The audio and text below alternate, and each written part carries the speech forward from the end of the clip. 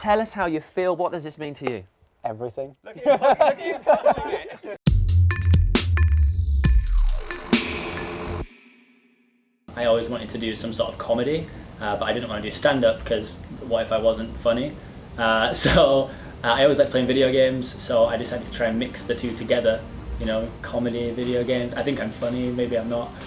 People are watching. And then I actually started my channel on horror games, and met some friends who played Minecraft, and they're like, you should try it out. And yeah, here I am 5, nearly 6 years later. Just decided to start sharing Minecraft videos instead of horror ones, and they seemed a lot more popular and I enjoyed making them, so I just stuck to it.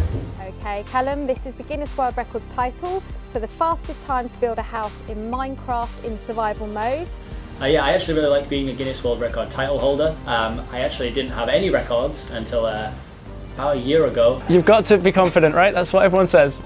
I think, no, that's it. That's the whole house, I think. Glass in my hand. Oh, come on, I got it. What for the door? Put the door in my hand. Okay, we're good. Glass there. Door is last.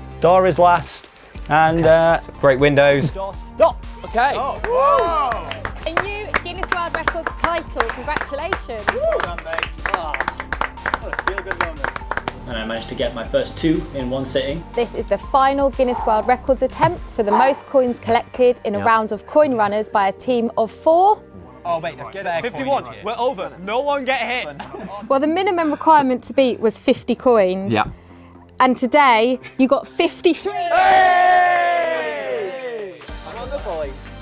And then secured this one for building the fastest castle in Minecraft. So it's a really cool thing. I love having the titles myself, and I've got them all over my house at this point, so it's good fun.